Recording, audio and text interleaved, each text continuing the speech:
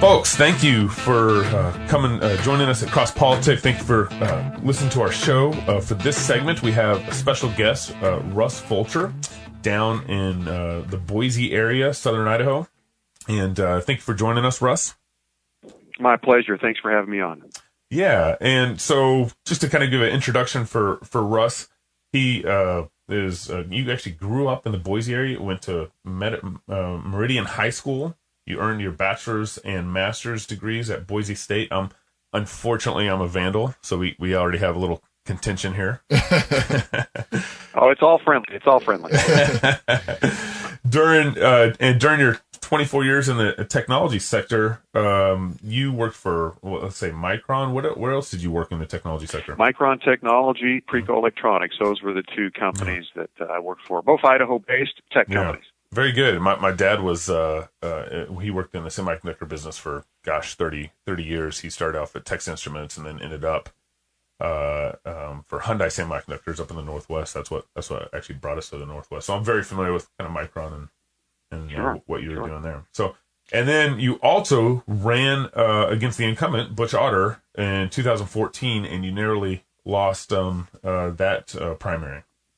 So I did. I actually logged 10 years in the Idaho Senate first, so it wasn't completely a dry run, but that was what was the precursor to the gubernatorial run, Gabriel and Toby. Yeah. So what got you into politics? What were you on, some drugs? What got you into politics in the first place? You being in the a mental lapse that lasted about 10 years, guys. Well, I'll tell you. First of all, I've got some very very established and wonderful parents who implanted in me the importance of government and the foundational strength that our founding fathers had and what they built this nation on. And from a very young person, I was trained, so to speak, to watch out for deviations from those founding principles. And as a young man, I got in high school. Actually, I was part of the Boys Nation program. If you remember those days, at that time, the American Legion sponsored it, and it was a mock government system for high school boys. Wow. They had the same thing for girls, Girls Nation. But long story short, that kind of further grew that seed of interest in my life, and so I was involved with that. Went back to Washington D.C., interned for a U.S. senator there while I was in college. Then I took some time off to go make some money and have a family and get married and all that kind of thing, and that was a real blessing. And then it was 2005. A state senator actually resigned mid-term, and I was appointed to finish his term, and that led to another 5 elections and 10 years in the state senate and in a leadership role there. Wow. As caucus chair and ultimately the run for governor in 2014. Russ, what are some of the biggest lessons you've learned over the last 10 plus years now being involved in state politics? I mean, what would you look back and say these are the big lessons I've learned? Well, Toby, we could probably do several shows on that. Yeah. Maybe the best way to say it is all is not as it seems. The decisions that get made, the directions that we take, the leadership that we have in the state and the nation, I would argue, are not the people that you may think they are. And the process is not as you may think that it is. The decisions are actually made to a large extent by people that you never see and that you never hear of. And those are and by the way, I'm not necessarily arguing that this is always bad, okay? But sure.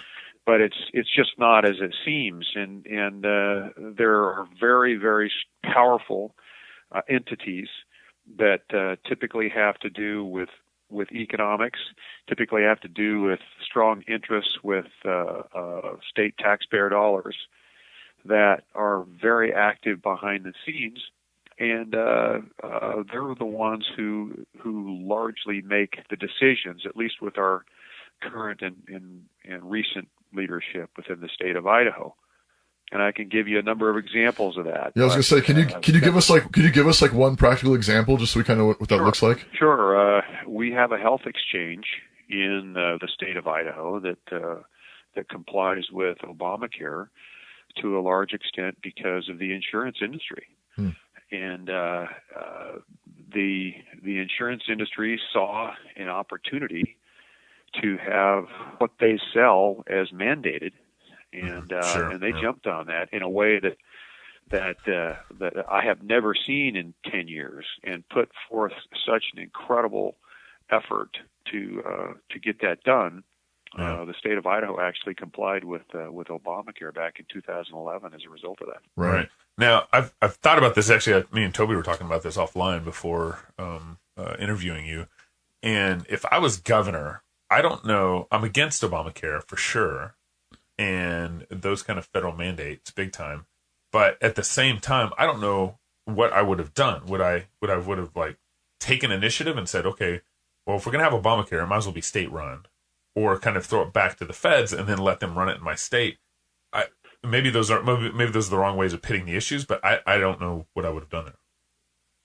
Well, and that was the argument, Gabriel. The reality was that was never the decision. That was what was posed to the public, and so that sounded pretty good. And eventually, that's what the state of Idaho did, was follow that narrative. But it really wasn't a decision. Is it state run or is it federally run? The real decision point was it going to be a federal exchange that was operated by federal employees, or was it going to be a federal exchange that was operated by state employees? Because it's the same thing. It's a federally run program, and I would argue that it was actually worse that the state pulls the trigger, because now it's the state's responsibility to impose those laws on its own. And the alternative was, and I believe still is to create a parallel path, if you will, to create a private option, to create a series of things that are privately driven in the form of health exchanges and healthcare memberships, and a number of alternatives, private clinics that could create that network and that alternative to the Obamacare exchange. If the feds want to do that, let them go ahead and do it. In the meantime, let's go create a better alternative. People will migrate to the better alternative. Yeah, right. Yeah. I'm an entrepreneur, so I'm on Christian Healthcare Ministries. I don't know if you're familiar with kind of like Good Samaritan. Sure, I am, and that's another one of those ingredients that could be offered. Yeah. And it's been a huge blessing to my family to actually be on this, be part of this network. And people are praying for one another. People actually know your problems, and the network is actually, they're very involved with what your problems are, and not just throwing money at the issue. And it causes me to make my decision. My healthcare decisions have been vastly different since I've been in part of this network. Yeah, and there's a prime example of the power of the decisions being in your hands instead of a third party's hands. When you leave those decisions in the hands of an insurance carrier or a third party provider, then the decisions simply aren't going to be the same, and you're going to do more potentially unnecessary things because, quote unquote, somebody else is paying for it, and it just doesn't work out to be the best move. Russ, lurking behind some of this is the whole question about the relationship between states and the federal government. What as you've worked in politics, and even as a young boy, knowing the way that our founding fathers set up this nation, and given how things have developed over the last couple of centuries, what is your view on the relationship between states and federal government as it stands today? It's reversed over time, Toby. What's happened is most people don't even know that the federal government was created to serve the states, not the other way around. And as time has progressed, the federal government in the United States of America has followed the pattern of world powers throughout history and just gradually usurped more and more control. And there is no better example of that than in the state of Idaho. And in the state of Idaho, it's all has to do with the root of it anyway, has to do with who controls the lands within our state. A lot of people don't realize that 62% of the land within the state of Idaho is federally owned, federally controlled. Wow. And you look at the eastern states, it's not the case at all. I mean, any state that's east of Colorado has almost no federal land. But yet the states in the West that were later to come into the Union are mostly federally controlled. And so as a result of that, we don't have control of our own destiny because your land, your resource base, is your wealth. Right.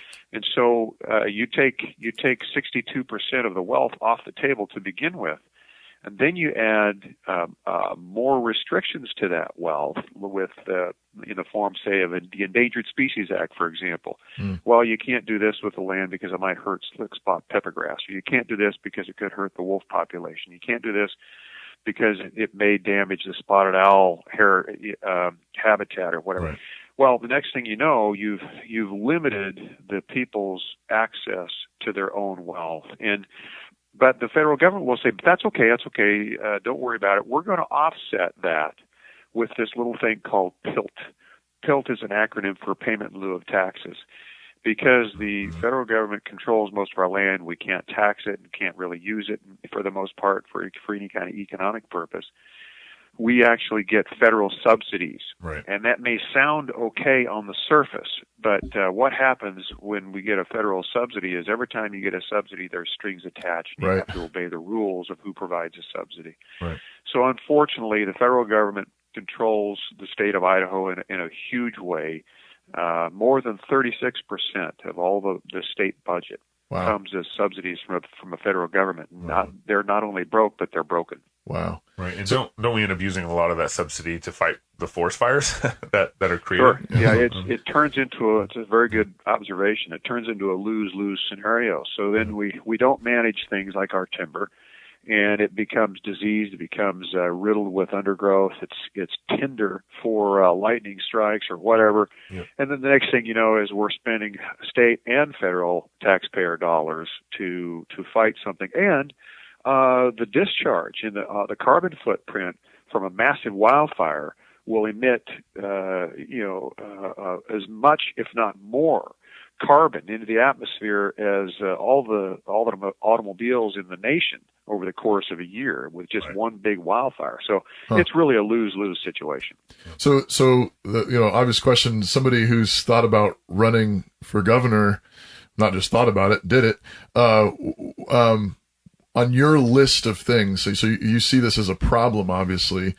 One of the things Gabriel and I have talked a little bit about is just figuring out like where do you start? Like this seems like such a massive mess of entanglements and so on. Like where do you start if you believe in the sovereignty of a state? How do you start to reassert that in a realistic way? I guess without being sort of you can say some really radical sounding things that probably won't get you anywhere, but how do you actually work towards that in a honest, faithful way? There's actually good news there, and a lot of it is starting to be done for us. And let me explain that. I think economically, the single biggest issue over time in the state of Idaho, and for any state for that matter, when it comes to sovereignty, economic control, or prosperity, because they're all related, is who controls the resources. And so in order to control your destiny, get access to prosperity, you have to eventually put some wise management. And I do mean management, not sale, not unwise management, but you have to wisely manage the resource base that you have. And there's actually some very good news on this front, and it's not going to surprise you how it's coming about because it all has to do with money. for every dollar that Idaho pays into the federal government, we get somewhere around $1.36 back because of those tilt subsidies that I was explaining earlier. Right. Well, guess what? The eastern states, for the most part, with no federal land, are subsidizing us. And they're starting to figure out that, hey, wait a minute. How come our federal tax dollars are going to Idaho when we're $19 trillion in debt? And that's starting to, well, I won't use any crass terminology, but make them angry. Yeah. Okay. Yeah. And so I think that one of the best things that we can do is just continually remind New Hampshire, Connecticut, New York, Florida, New Jersey, so on. Hey guys, thanks for the subsidy. Glad everything is so well in your neck of the woods that you get to send us your money, your federal money, and keep it coming. Why don't you just amp it up just a little bit, and let them go fight that battle, because things are not all rosy in those states. They have their own fiscal challenges, and they're starting to figure out that, hey, wait a minute here. How come these guys in the West are subsidized? Let them take care of themselves. Well, that's my point. Huh. And so a lot, and there's other things going on too. There's action in Congress to do pilot programs for the states to start to manage certain parts of the lands within their territories. There's some legal action. A group of states led by the state of Utah to take legal action, basically on a discrimination basis, because the western states came into the Union under the same Constitution that the eastern states did, but the eastern states keep their land, the western states don't. So there's a number of efforts going on, all of which have some realism, and frankly, I think it's a matter of time before it happens. So your focus on that question is definitely focusing on more the economic side of things. But for Christian conservatives, what about the social side of things, which we see as kind of the bedrock for a lot of our decline in the first place? The two, that's a very good point, and the two issues are directly tied. Sure. It's difficult. It's difficult to create an environment or nurture an environment that is socially conservative when you're following the rules of a liberal master. Right. Yeah. And so they come hand in hand. And so one of the things that frustrated me that I learned and came to appreciate in my later years in the Senate was, wait a minute, we are so subject to the federal government. I would go into a legislative session, gentlemen, and instead of having an agenda or driving a set of legislation, or for that matter, identifying things to eliminate from statute in the state of Idaho, like I would argue the Idaho legislature should do and should have done, we would simply be, our plate would be so full reacting to what the federal government was mandating, we didn't have time to govern on our own. On your own state. And that was because of that dependence on the federal government. And so the two come hand in hand. And so for those of us who are believers, if we're going to control our own decisions and set and influence the social culture, we have to be in charge of our own economic destiny. And so those two issues are directly tied. But the social argument is much more difficult to have with Washington, D.C. than the economic argument. Yeah. For a whole host of reasons, you may imagine. Yeah. One of those issues obviously has been the whole abortion issue. I saw this morning on the news that the Supreme Court struck down abortion law in Texas. What are your thoughts on that particular issue and state versus federal authority there? Oh boy, there's another topic that we could spend about a week on. Yeah. But there's the clash of cultures that ultimately is the battle that we face. There's two lenses that people look at the world. There's a Christian worldview, which is the worldview that our nation was founded under, and a worldview of law, where it's biblical tenets that are the basis for that, and then and also a constitution that is static, right, doesn't change. Right. That's all part of the Christian worldview versus a secular worldview that has been embraced more and more over time, where there is law, but it's based on a variable basis. It's based on a constitution that is interpreted over time in different ways, and there really is no biblical foundation or any static foundation of any kind. So with the latter, with the secular worldview, you can justify just about anything, right? And that's what's happened in the abortion culture. For some who don't have the same value system or the importance of life as those who look at the world through a Christian worldview, for them, well, it's convenient, it's my right, they use the word choice because they don't like the word death. Mm-hmm. And so they'll argue that this is something that I need to be able to do, and that's all part of that. It's all part of that different lens that people look at the world through, as a Christian versus a secular worldview, and that's the clash of cultures. And here's where I think a real states' rights play could be really effective. I would love to see abortion become legal federally, and I think that's something that should be pushed for. But I also think kind of a states' rights play here would be, hey, Idaho is going to be a pro-life state. Abortion's illegal here, and then let Washington be a pro-choice state, and let those two cultures contrast each other over the next 25 years, and the fruit would be very apparent.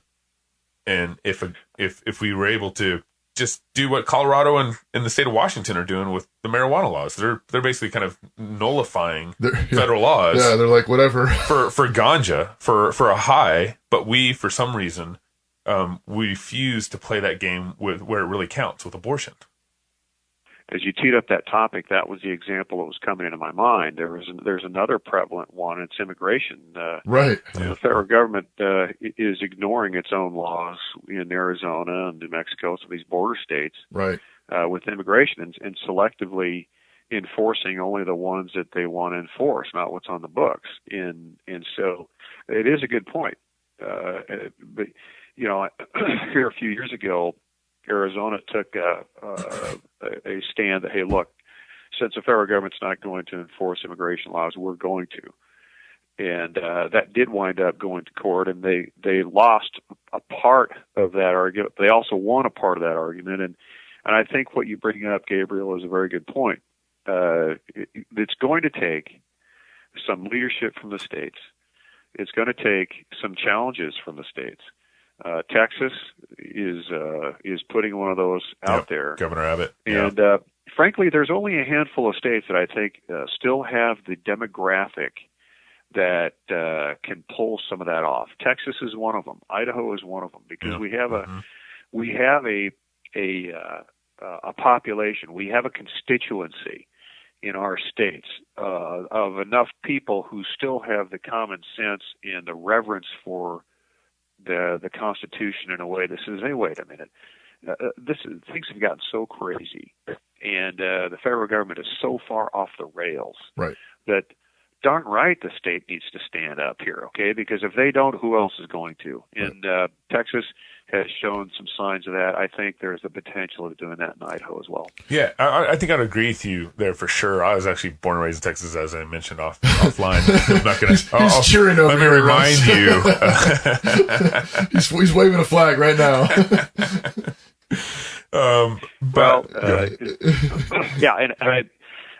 But you could contrast that, for example, with a state like California, where the immigration population is so large, or New York, where the social culture has shifted so far left. No way Sure. is anything going to be driven like that in those states. And but in Idaho, that constituency is still of a makeup where you can make headway, and so I think that's what needs to be happening. If we're going to have change, significant change in today's environment, political environment within America, it will come from the states, not out of Washington, D.C. Yeah, I totally agree. And I want to push you just a little further on that. As if you're a governor, how could you push the issue of states' rights taking control over the pro-life movement? In other words, they put it to vote in Colorado and Washington for the marijuana laws, and the people passed it. Couldn't we just put it to vote and say, hey, we're going to be a pro-life state, and then that's that? Yeah, I mean that's called the 10th Amendment of the U.S. Constitution, right? And it's the assertion of those rights, and so I think it's not only the privilege of a governor to do that; it's the obligation in a lot of cases for the sake of the people that they serve. Right. Now, having said that, you know that you're going to create conflict. You know that there's likely to be legal battles, and of course, in the case of Idaho, you know that the federal government is going to hold that 36% of the money that runs your state over your head, right, and beat you about the head, because that all goes back to the earlier conversation. This is all a circular a circular conversation that ties together. Yep. They will do that, and that's called control, and that's another reason why we need to control our own resources. But you still have to fight those battles. You pick them wisely. You pick your battles. You don't try to revolt on every single thing, but you pick them very slowly and strategically. You ground yourself in 10th Amendment sovereignty and legal protection, and then you proceed accordingly. I'm a pastor, Russ. I don't know if I said that at the beginning. So a lot of my categories, I go straight to particular scenes in the Bible where you have both blessing and cursing going on. So you've got stories of godly leaders. Think of people like King David and so on. You've got other scenarios like Daniel in Babylon and his three buddies, and they're working for the good of this pagan empire, and at the same time there's places where the pagan empire says we're going to do something horrific. We're only going to pray to the emperor. We're going to bow down to the statue or whatever. And Daniel and his three friends are just like, why don't you come over here and make us? and recognizing that and I'm assuming that they're picking their battles too. So they're not fighting over every last little thing, but there's places where they recognize, no, we fear God. We're going to do this. Come what may, throw us in the fiery furnace, throw us to the lions, whatever. I mean, it seems like we're at a point where, even though I know it seems it can sound crazy, right wing, radical, whatever. There's still places where Bible believing, godly politicians now have to begin to draw lines and say, look, come what may, not going to do that. Come get me. I was just talking to my kids the other day about the whole the military bill that was just passed, where folded into that Senate bill was the extending the draft to women, and I'm saying we're not going to do that. It's wrong, and telling my girls you're not going to register for the draft, and I'm going to sit here smiling, and I'm going to do it respectfully, but not going to obey you. Yeah, you're going to be forced with that, Toby, and so am I. And there's real life examples of where that's already underway. And I'll use one recent example. I think the in our neighboring state of Oregon, the ranchers took the wrong approach, but nevertheless, they took the wrong approach in arguing in opposition to the federal, the heavy hand of the federal government over their land. Yeah. And although the approach was wrong, it ultimately resulted in a crushing. The heavy-handedness of the federal government came down in a crushing way and resulted in death for one of these guys. Now, not going to defend them for their methods, but I'm talking about the ranchers. But by the same token, they certainly didn't deserve the prison terms that they got, and then the case of Finicum death. I mean, it's just not simply.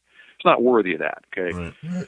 And so there's one example, but you're going to see more on that. You know, with the healthcare mandate and the mandatory abortifacients as part of the Obamacare deal. You know about Hobby Lobby and Chick-fil-A and the struggles they've had. But you know what? They stood up. Yeah. And so far have prevailed more than that. And we're going to be tested. Yeah. You're going to be tested when your daughter is draft age. You're going to be tested. What are you going to do? If I do run for office again and I succeed, I'm going to be tested. Yeah. God acts based on the faithfulness of his people, okay? And so regardless of who was king back in biblical days or not in the days of the judges or regardless of who is president of the United States, God still acts based on the faithfulness of his people. That's why ultimately the governance is through the churches. Ultimately the governance is through the faithfulness of the people of this nation, and so the work of the church and the work of those that are faithful is so critically important that we have this mindset that we have to run everything through the government. No, not at all. In fact, the pendulum has swung way too far. The churches need to be taking control of a lot of these things. The churches need to be reclaiming some of that territory for things called like indigent care and whatnot. My mother is still alive. My father died a few months ago here, but my mother is still alive, and she reminds me, and my father reminded me during my gubernatorial race, Russ, you got to understand, we lived at a time when there was no health and welfare, okay? Right. That was all handled by the families. That was all handled by the churches, by the communities. And not necessarily the churches as well, but by community clubs. Sure. You took care of your own. And was it perfect? No. But is it perfect now with this massive Medicare, Medicaid debt? No. It's worse, I would argue. Yeah. So anyway, a huge topic, but God acts based on the faithfulness of his people, and as long as we are faithful, and there's enough of that faith that's being called upon through prayer and through reverence to God's standards, we'll be blessed. Yeah. And the more we turn away from that, we will not be blessed, and we will deal with the fallout of our own lack of faith. And that's what's happened in a lot of ways.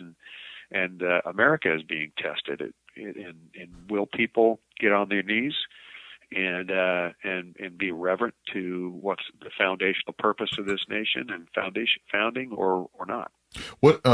Thanks. I know we're lobbing big, massive things at you, and we're trying to be unfair. You're very gracious, and really appreciate your thoughtful answers here. One more, just maybe similar in some ways, but just curious what you would say.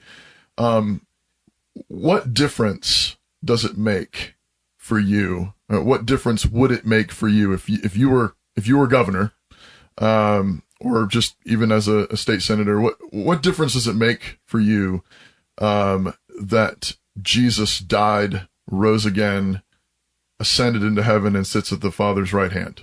What difference does that make for you? There's my insurance plan. Okay, it's not Obamacare. I mean, I have the ultimate insurance. I know what's going to happen. I know the end game. I know the scoreboard. Okay, and I know ultimately where this goes. And so that provides incredible comfort. But also with that, if you believe in what you just said, which I do, you also have to believe the rest of the doctrine and the rest of the scripture around that, which includes we are to occupy until he comes.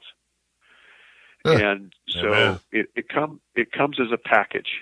Yeah. And so I happen to be in a position where I've been blessed with a little bit of influence and possibly the potential to be one of those that helps occupy. And that's something that if I am called to do that, then I need to do that. And if not, then I need to support those who are. And so it's the ultimate insurance policy, and it's the guts of the doctrine that dictates how our governance should be. And I would also argue, Gabriel and Toby, it is the belief that the founders of this nation had, and those who structured the system that we have been blessed with. That's why America has generated more prosperity than every other civilization in the history of the world combined. It's because it was based on a biblical foundation with biblical rules, standards, and at least to some degree, those have been followed. The further away we stray from it, the less prosperous we will be, the more chaos there will be. The closer we get to it, the better things will be. Let me wrap up with this question. For those, it seems like I think a lot of us have a defeatist mentality about politics. Our vote doesn't count, or we're down to Hillary and Trump. Lose. And then we're in this county, Latah County, or we're in Boise or whatever, and we want to see things change, and we want to have impact on politics. Where do we start where do we look? What are the things that we should be doing here in Latah County? A republic or a successful functioning republic has a prerequisite. And that prerequisite is that the people are engaged and informed. And with engaged and informed people, hopefully that have some reverence for biblical standards, then things work. Without that prerequisite, things don't work, at least work well.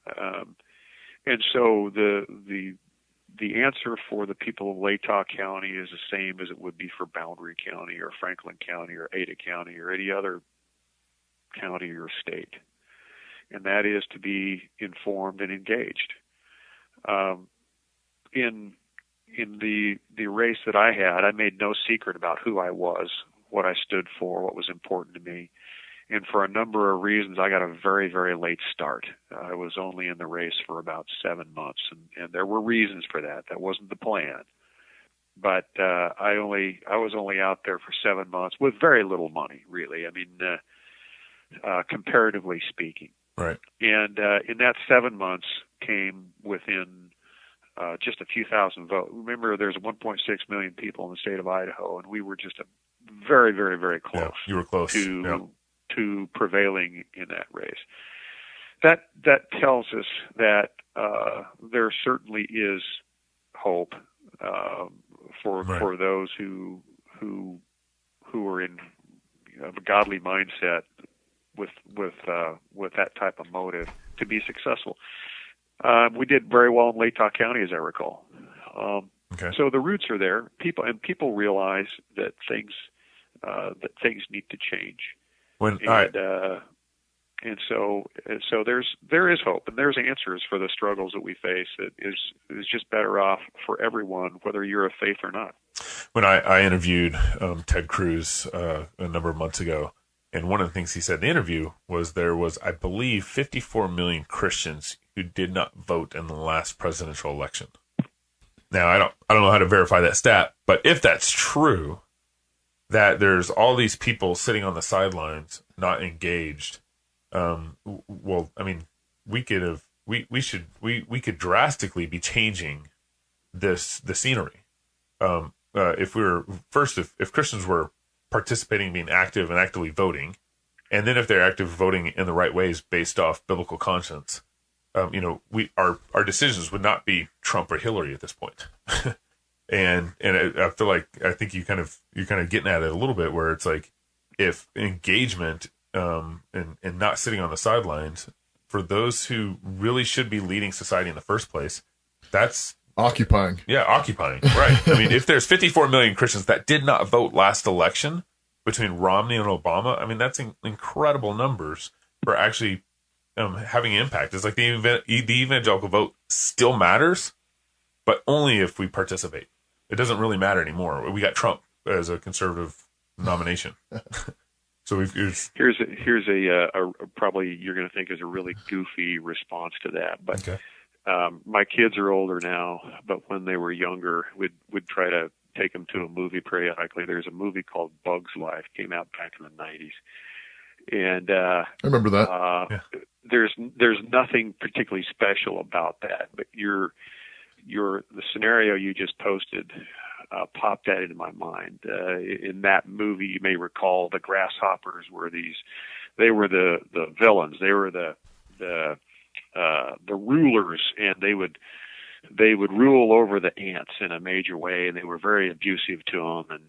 And there was this goofy little ant character called Flick, and he was kind of a little bit of a rebel. And the whole crux of the movie came up to one crescendo when, through the midst of this abuse, Flick stood up and said, "Hey, wait a minute, there's more of us than there are of them." Huh. And ultimately, in that goofy little movie, the ants overran the grasshoppers because they had the numbers. Yeah. That's what Cruz was talking about. And that's what I would lift up to you and to your listening audience. There's more of us than there are of them. But if we don't engage, then shame on us. We get exactly what we deserve. Yeah, that's right. And so for those who choose not to participate, you will get what you deserve. But I would argue you have failed your obligation to occupy until he comes. Mm-hmm.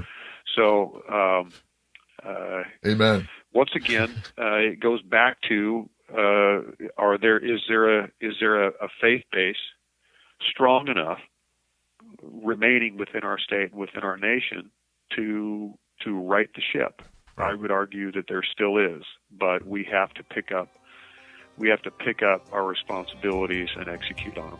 Well, thanks so much, Ross. Yeah, thanks for joining us on Cross Politic. We really appreciate going way over what we requested, and we hope that this is a benefit to our listeners, and we thank you for joining us on Cross Politic, Russ. My privilege. Wish the best to you and to your listening audience.